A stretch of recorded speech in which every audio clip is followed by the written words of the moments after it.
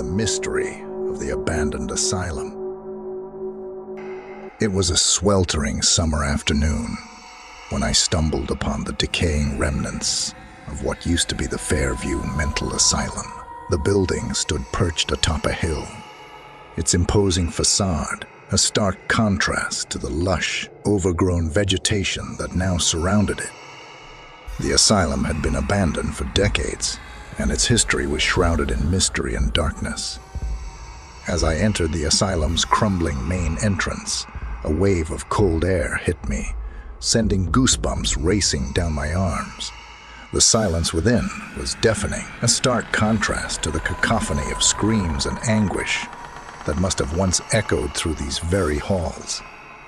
The dimly lit corridors seemed to stretch on endlessly, each step echoing with the ghosts of the past. The walls were adorned with eerie graffiti, messages from previous visitors who had dared to explore this forsaken place. It was clear that I wasn't the only one drawn to the asylum's enigmatic allure. As I ventured deeper into the building, I came across a room that sent shivers down my spine. It was a small, windowless chamber with a rusted metal bed frame at its center, shackles hanging from the walls. The word redemption had been scrawled in blood-red paint across one of the walls. I couldn't help but wonder what horrors had unfolded within those walls. The asylum had been abandoned hastily, and it seemed as though some presence still lingered, unwilling to leave.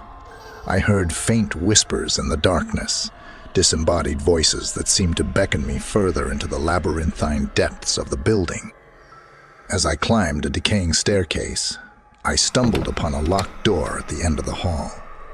It was the door to the basement, and it radiated an aura of malevolence that was impossible to ignore.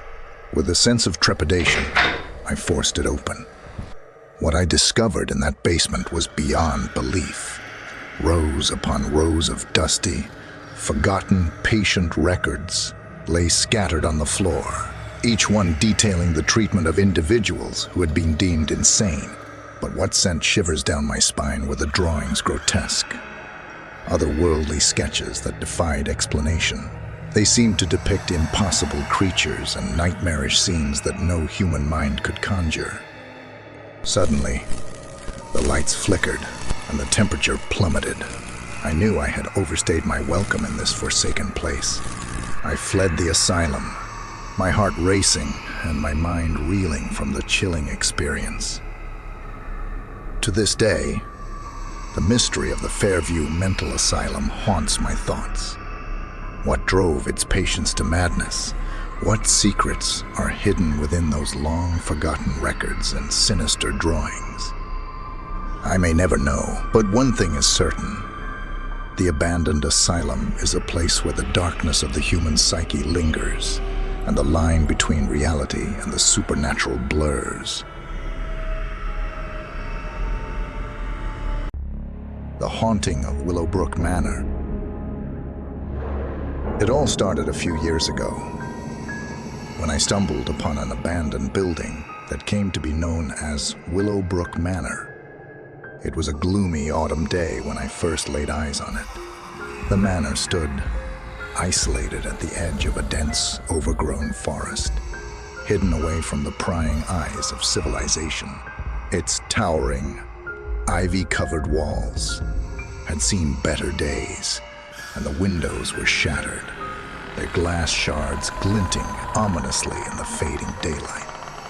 With my curiosity piqued, I decided to explore this decaying relic of the past. As I pushed open the creaking, half-rotted wooden door, a musty scent filled the air. It was as though time itself had frozen inside, with cobwebs hanging from every corner and dust thick enough to write your name in. The hallway stretched on, its faded wallpaper peeling like the skin of some ancient serpent. Each step I took echoed through the empty halls, a stark reminder of the life that once thrived here. Portraits of stern-looking men and elegant women adorned the walls, their eyes following my every move. As I ventured deeper into the manor, I came across a grand ballroom. Broken chandeliers dangled from the ceiling, casting eerie shadows that danced to an unseen melody. I swear I heard faint whispers in the wind, the ghostly laughter of a forgotten soiree. It sent a shiver down my spine, but the real horror was yet to come. I made my way to the basement, and there, in a hidden chamber, I discovered a collection of old journals. They told a harrowing tale of a family's descent into madness, detailing bizarre rituals and sacrifices that occurred within the very walls of Willowbrook Manor. Rumors had always surrounded this place. Stories of strange lights flickering in the dead of night, and the eerie sounds of phantom footsteps. But reading those journals, I realized the true extent of the malevolent presence that lurked here. As night fell and I decided to leave, I felt an icy hand grip my shoulder, sending a jolt of fear through me. I spun around, but there was no one there. The darkness seemed to swallow me whole, and I knew I had to get out of there. I rushed back through the haunted hallways, my heart pounding in my chest. The very manor itself seemed to conspire against me, with doors slamming shut and unseen forces tugging at my clothing. I finally burst out into the moonlit night, gasping for breath and drenched in sweat. Since that day, I've never been the same. The haunting memories of Willowbrook Manor still haunt my dreams. It's a place where the line between the living and the dead blurs, and where the past casts a long, chilling shadow over the present.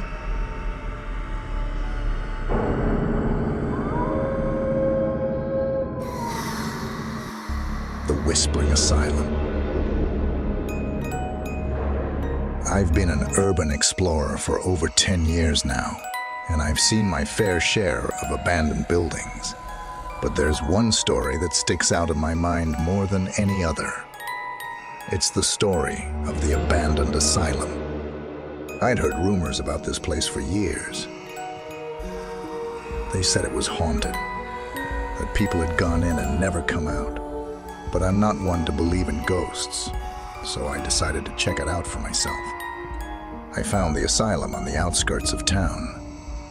It was a massive, Gothic structure that looked like it had been abandoned for decades. The windows were boarded up, and the paint was peeling off the walls. It was eerie, but also strangely inviting. I climbed through a broken window and entered the building. The inside was even more creepy than the outside.